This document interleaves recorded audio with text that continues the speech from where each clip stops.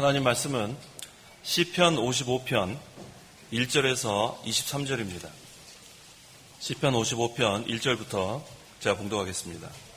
하나님이시여 내 기도에 귀를 기울이시고 내가 간구할 때에 외면하지 마소서. 나를 살펴보시고 내게 응답하소서.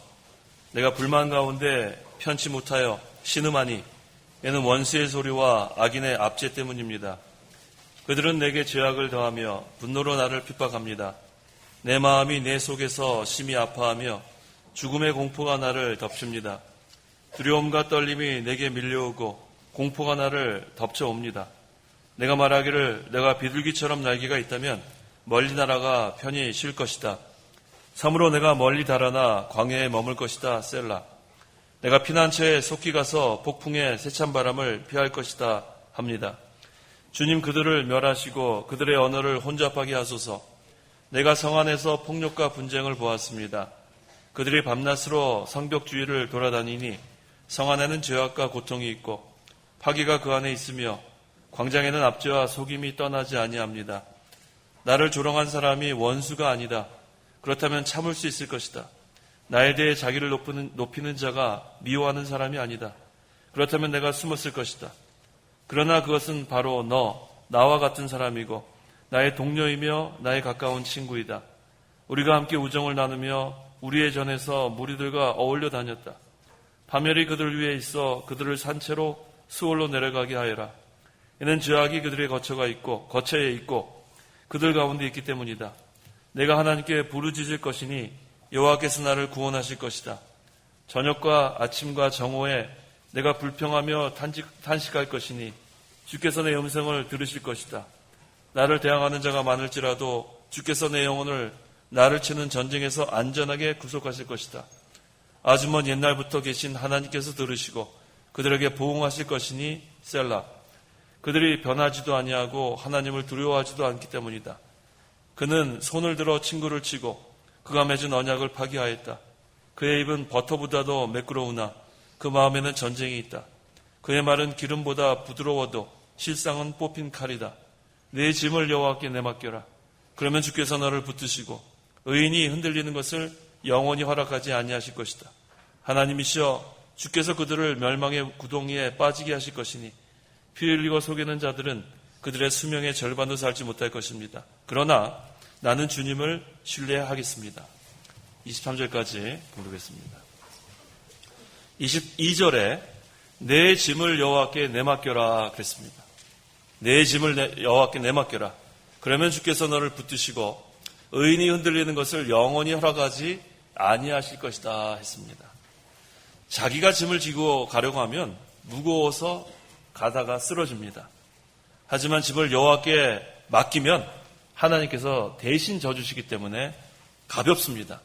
그래서 무거운 짐을 자기가 지려고 하지 말고 하나님께 맡기고 우리는 하나님의 말씀을 순종만 하면 하나님이 다 잘해주십니다. 죽을 것 같아도 살고 쇠할 것 같아도 흥하고 약한 것 같아도 강하고 실패할 것 같아도 성공합니다. 왜냐하면 의인이 흔들리는 것을 영원히 허락하지 아니하실 것이다 약속했기 때문에 그래요. 모든 책임을 하나님께서 져주십니다. 그래서 이 시간 증거의 말씀의 제목은 내 짐을 여호와께 맡겨라. 내 짐을 여호와께 맡겨라 라는 제목으로 말씀을 증거하겠습니다. 시편 55편은 그 다윗이 압살롬의 반란 가운데 지은 시입니다. 그의 친구 아히도벨이 배반했어요. 배신해갖고 그걸 원통이 여기면서 하나님께 호소하는 시가 바로 시편 55편입니다. 1절에서 3절 읽어보십시오. 1절 하나님이시여 내가 내 기도에 귀를 기울이시고 내가 간구할 때에 외면하지 마소서. 나를 살펴보시고 내게 응답하소서. 내가 불만 가운데 편치 못하여 신음하나 이는 원수의 소리와 악인의 압제 때문입니다. 그들은 내게 죄악을 더하며 분노로 나를 핍박합니다. 다윗이 원수의 압제와 핍박 가운데 하나님께 기도를 들어달라고 간절히 간구하고 있습니다. 위급할 때 기도하는 겁니다. 위급할 때 기도하는 것. 기도도 간절히 하나님께 호소하는 기도. 한편으로는 나를 살펴보시고 응답해달라고 간절히 기도하고 또 한편으로는 편치 못하여 신음합니다. 하나님께 이러한 상황을 그대로 하나님께 아뢰는 겁니다. 4절에서 5절, 내 마음이 내 속에서 심히 아파하며 죽음의 공포가 나를 덮칩니다. 두려움과 떨림이 내게 밀려오고 공포가 나를 덮쳐옵니다. 그랬어요.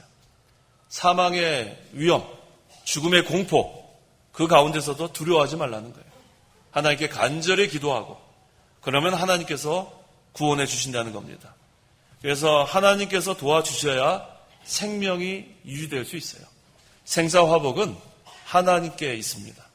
요즘 그 메르스가 정확한 걸 이렇게 신문에서 보니까 미들 이스트, 그 다음에 레스퍼러토리 신드롬, 그러니까 중동 호흡기 증후군. 정확히 우리가 그렇게 알아야 될 것 같아요.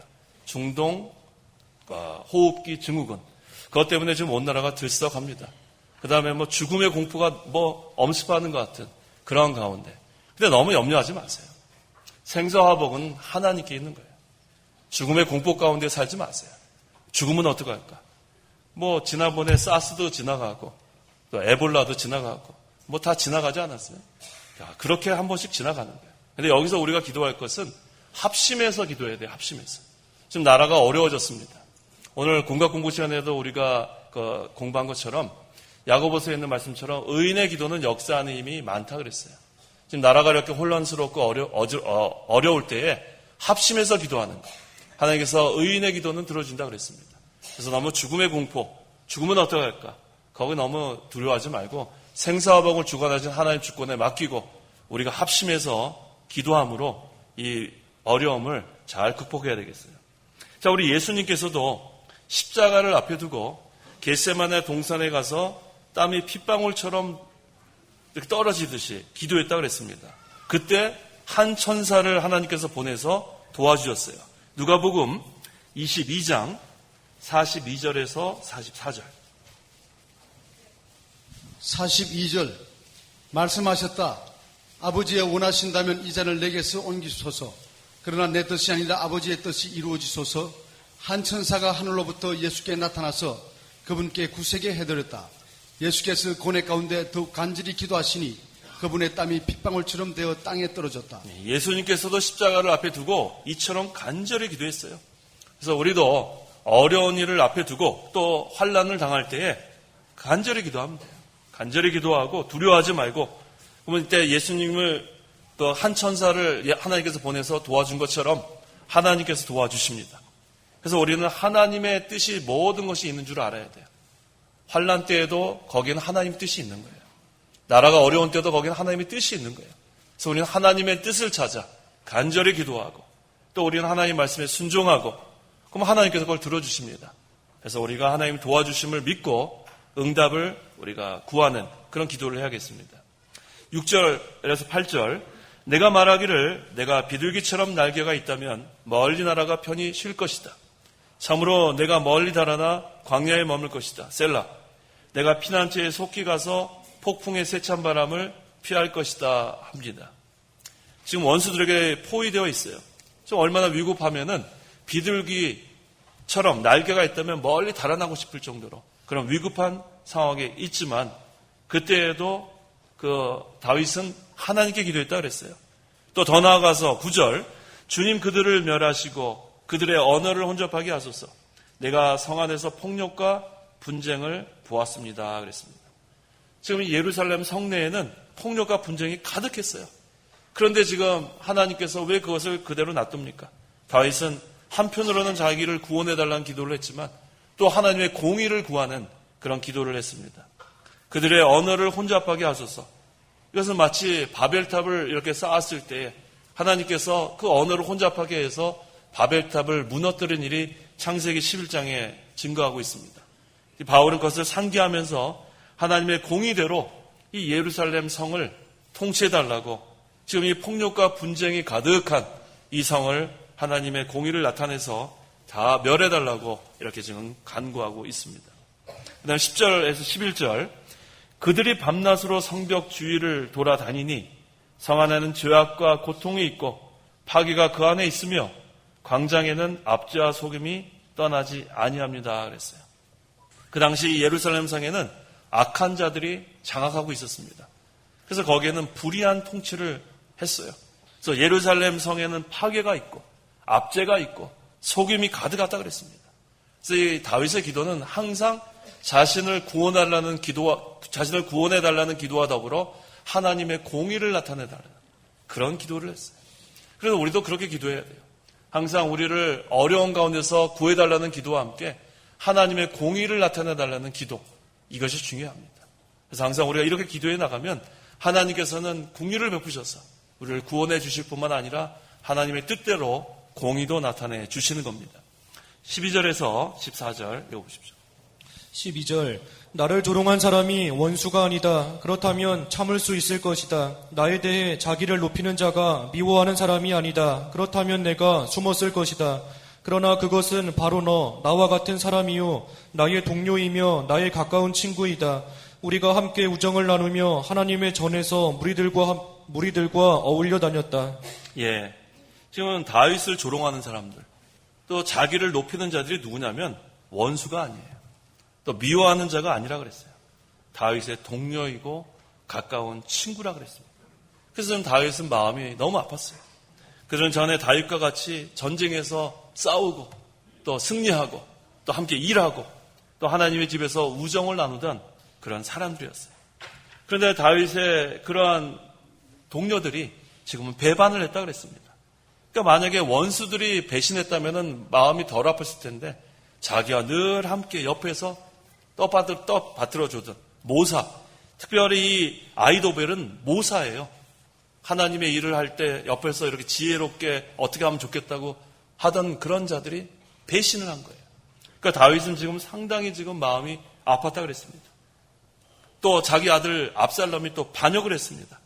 또 압살롬의 반역에 자기를 따르던 많은 그런 충신들이 다 거기에 배신하고 압살롬의 편에 서게 되는 것. 얼마나 마음이 아팠겠습니까?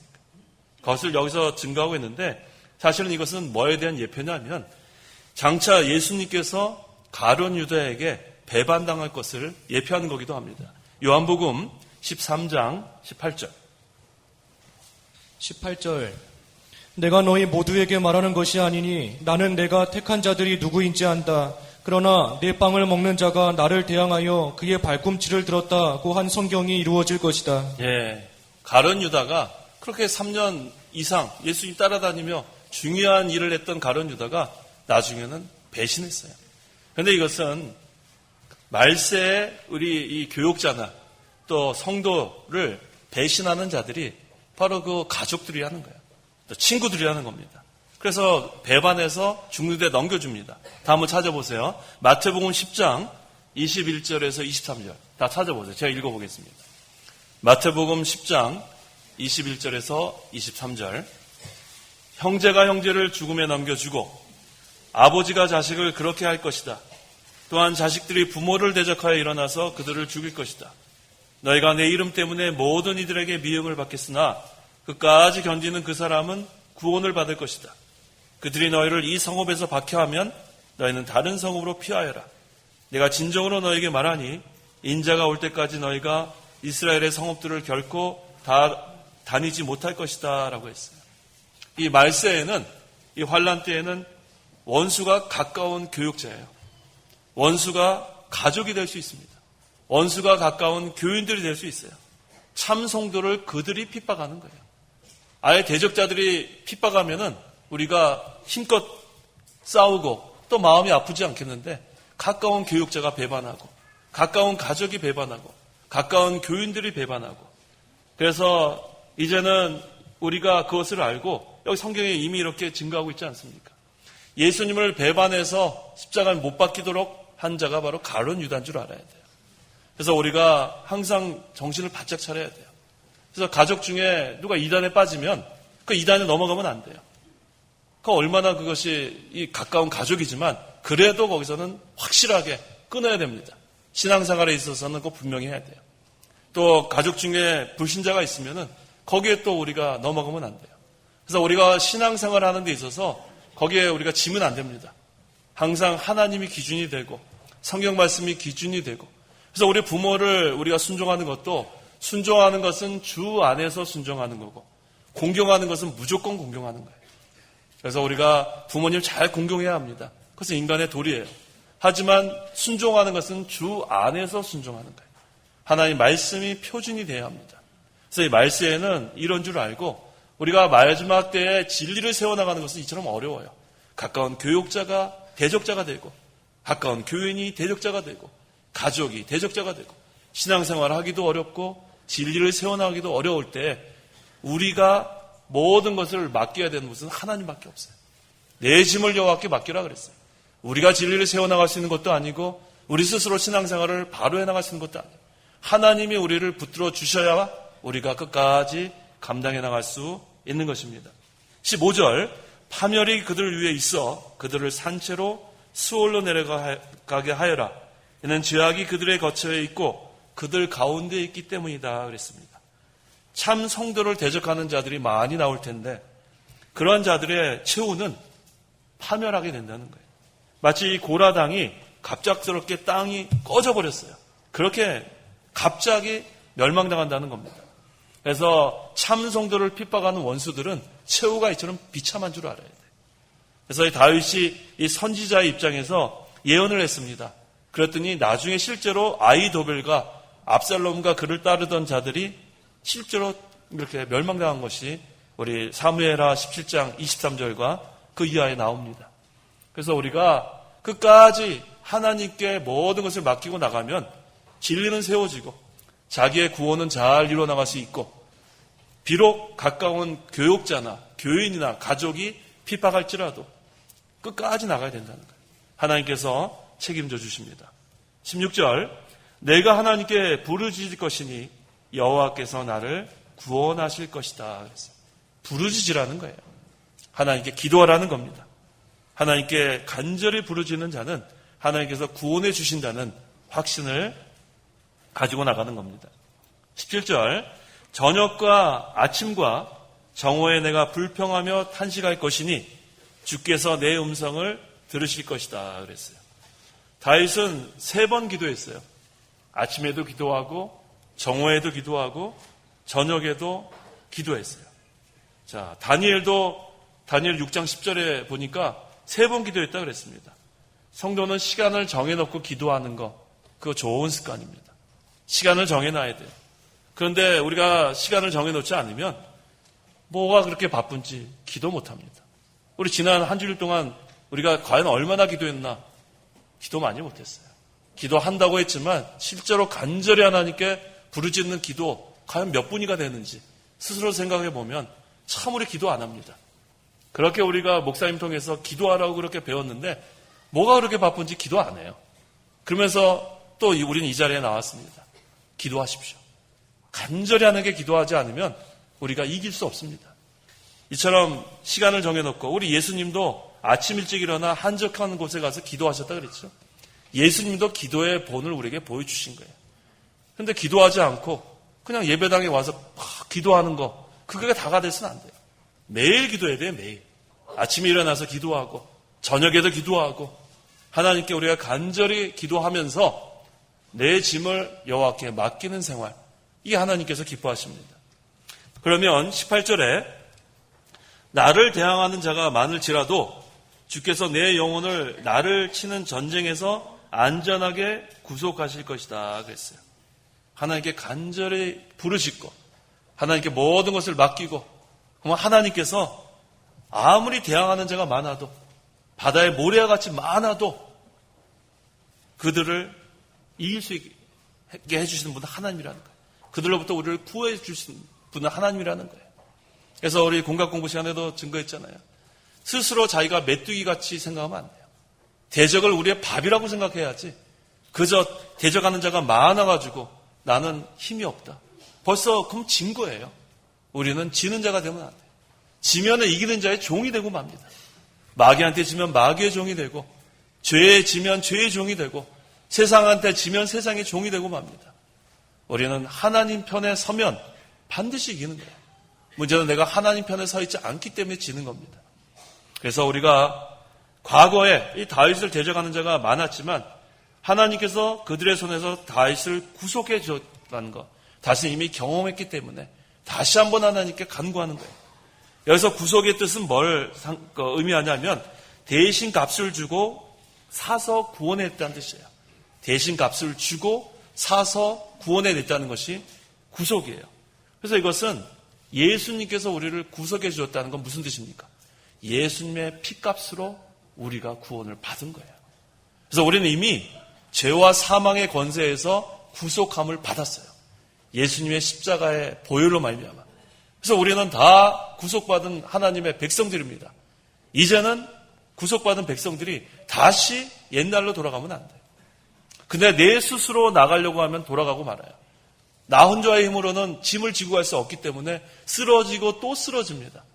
하지만 내 짐을 여호와께 맡기면 구속받은 백성들은 계속해서 이기고 또 이길 수 있는 거예요. 만능의 하나님이 붙들어 주시는 겁니다. 그래서 우리는 예수님의 피값으로 다 구속함을 받은 백성으로 믿어야 되겠어요. 그 다음에 하나님의 도움으로 우리는 계속해서 신앙생활을 해나가고 진리를 세워 나가는 것입니다. 19절, 아주 먼 옛날부터 계신 하나님께서 들으시고 그들에게 보응하실 것이니 셀라. 그들이 변하지도 아니하고 하나님을 두려워하지도 않기 때문이다 그랬어요. 하나님은 태초부터 계시며 변하지도 아니하시는 하나님이에요. 그런데 하나님을 경외하지 않는 자에게는 하나님께서 그 죄악을 심판하며 그 죄악을 보응하십니다. 그런데 우리 베드로서에 보니까 처음 하늘과 처음 땅이 그대로 있는 걸 보고 주의 재림이 어디 있느냐, 하나님의 심판이 어디 있느냐, 그것을 부인하는 사람도 있고 조롱하는 사람도 있습니다. 그건 믿음이 없는 자들이 그래요. 믿음이 없는 자들. 하지만 하나님께서는 반드시 하나님의 언약한 말씀대로 주님의 재림이 임하고 하나님의 심판이 있다는 겁니다. 그래서 그걸 믿지 않는 자들은 두려워하지도 않아요. 하나님이 뭐 이렇게 만들어 놓은 게 이게 왜 갑자기 무슨 이것이 불심판이 어디 있고 무슨 뭐 원서가 왜 풀어지고 그런 게 어디 있느냐. 하지만 그것이 갑자기 온다 그랬어요. 갑자기. 그래서 우리가 깨어 준비하라 그랬습니다. 지금 보면은 뭐 아무 일도 안 일어날 것 같아요. 근데 노아 시대 때도 그랬어요. 노아 시대에도 홍수가 나기 전까지 사람들은 먹고 마시고 시집가고 장가가고 마음대로 음란하고 방탕한 생활을 했지만 갑자기 홍수 심판이 임한 것처럼 오늘날도 지금 뭐 아무것도 안 일어날 것 같습니다. 하지만 주의 재림과 하나님의 심판은 갑자기 임하는 거예요. 그래서 이것을 우리에게 미리 알려주신 하나님 말씀. 그래서 우리가 믿고 우리는 준비해 나가야 됩니다. 그 다음 20절에서 21절. 20절. 그는 손을 들어 친구를 치고 그가 맺은 언약을 파기하였다. 그의 입은 버터보다도 매끄러우나 그 마음은 다툼으로 가득하다. 그의 말은 기름보다 부드러워도 실상은 뽑힌 칼이다. 예. 이 배운 망덕하는 자들은 언약을 파기하고 화친한 사람을 칩니다. 조심해야 돼요. 우리 화합하자. 우리 좋게 나가자. 그거 조심해야 합니다. 그런 자들은 버터보다도 매끄러운 말을 하여 듣기 좋게 해요. 그 다음은 그 마음은 다툼으로 가득하고 말은 기름보다 부드럽다 그랬어요. 근데 실상은 칼을 품고 있는 줄 알아야 돼요. 그래서 우리가 항상 그 조심해야 합니다. 모든 것을 좋게 하자. 거기에 넘어가면 안 돼요. 항상 우리는 원칙과 명분이 있어야 돼요. 모든 것이 그렇습니다. 하나님의 말씀이 원칙이 돼야 되고 진리 세워나가는 것이 명분이 돼야 돼요.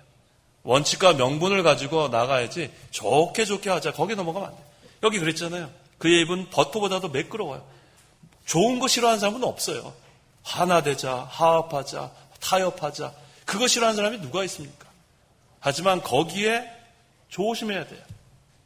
우리가 항상 원칙과 명분이 없이 그저 좋게 나가자. 그렇게 되면은 진리도 세워나갈 수가 없고 성경 말씀에 그대로 순종해 나갈 수도 없습니다. 그래서 항상 그 참성도는 손해보지 않아야 돼요. 무조건 타협하자, 무조건 하나 되자, 무조건 좋게 하자. 거기에 말려 들어가면 손해보게 돼 있어요. 신앙생활에 손해를 보게 되고 하나님 구원운동에 손해를 보게 됩니다. 반드시 원칙과 명분을 가지고 하나님 말씀이 원칙이 돼야 되고 진리 세워나가는 것이 명분이 돼야 합니다. 거기에 어긋나면서는 안 되는 거예요. 아무리 가모니설로 우리를 얘기해도 그거 넘어가면 안 돼요.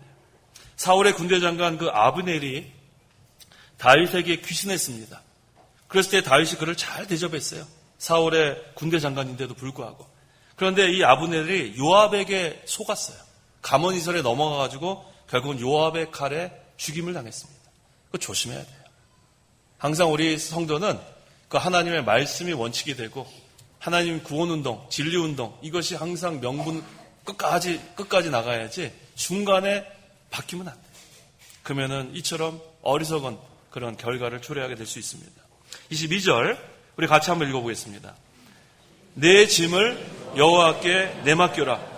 그러면 주께서 너를 붙드시고 의인이 흔들리는 것을 영원히 허락하지 아니하실 것이다 그랬어요.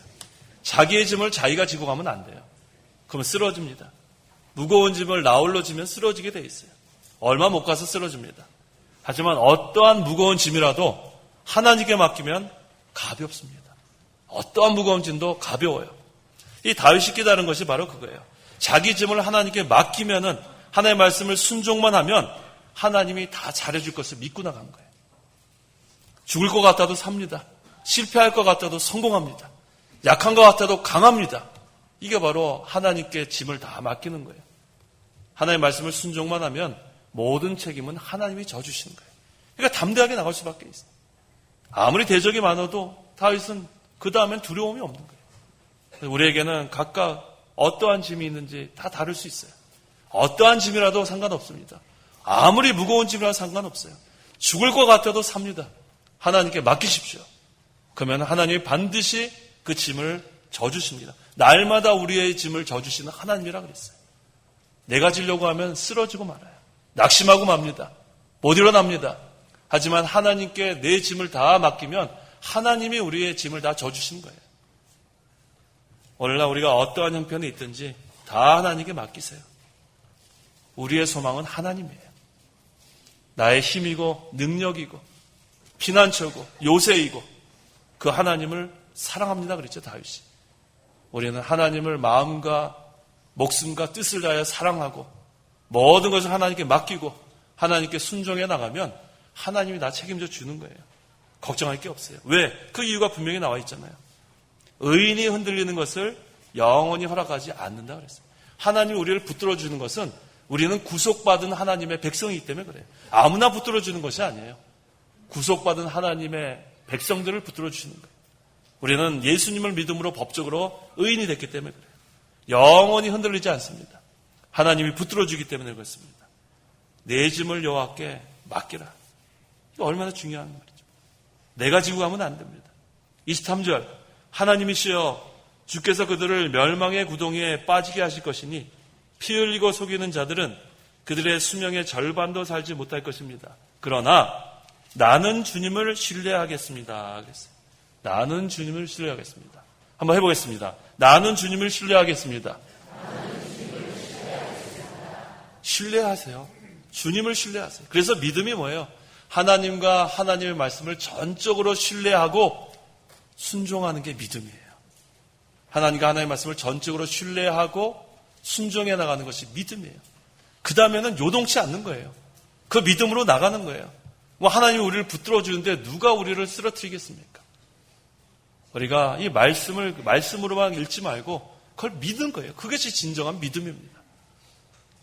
이 마지막 때에 우리가 의지할 곳이 없어요.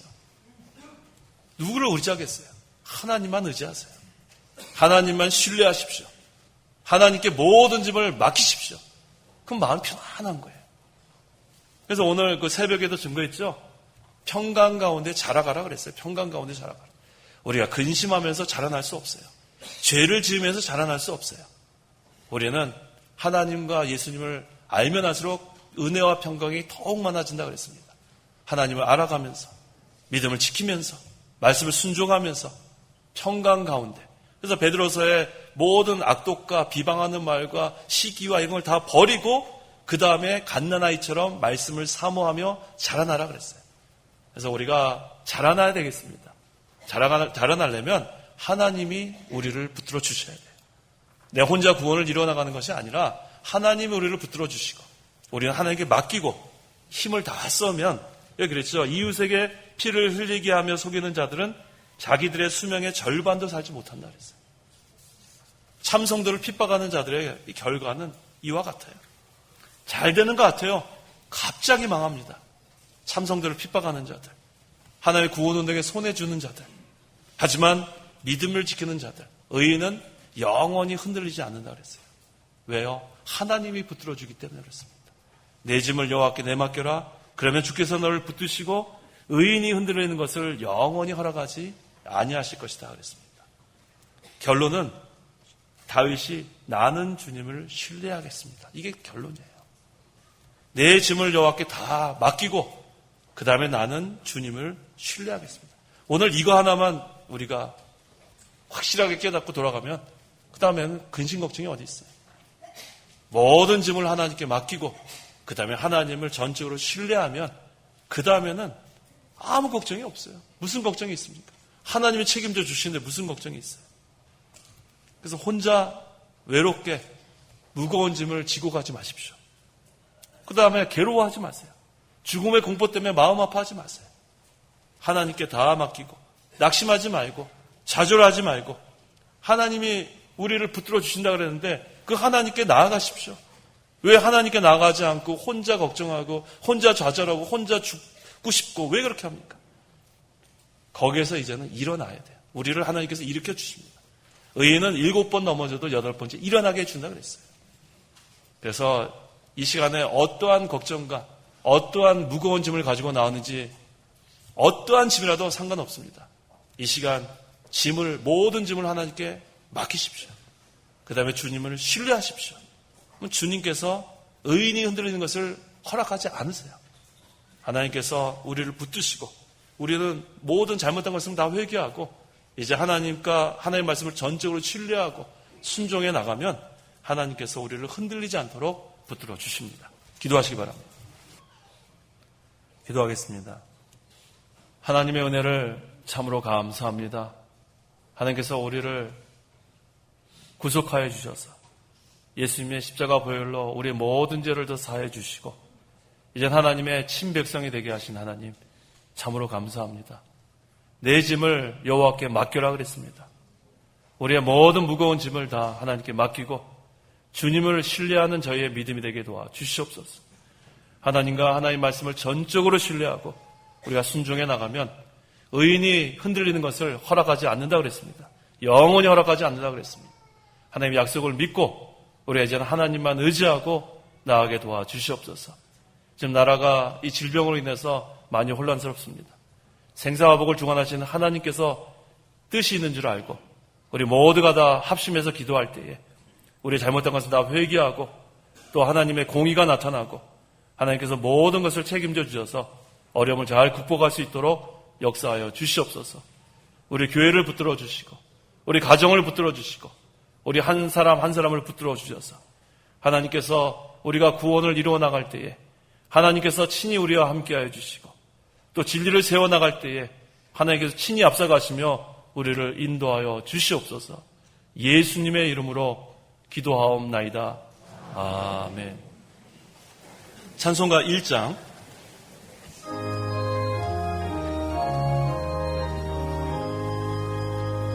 만복의 근원 하나님 온 백성 찬송 드리고 저 천사여 찬송하세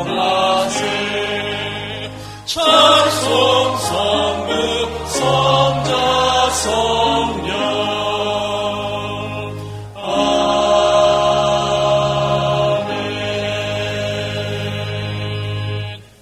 축도하겠습니다. 주 예수 그리스도의 은혜와 하나님의 사랑과 성령의 교통하심이 이 시간 하나님께 나와 예배하는 온 성도와 함께 있을지어다. 아멘.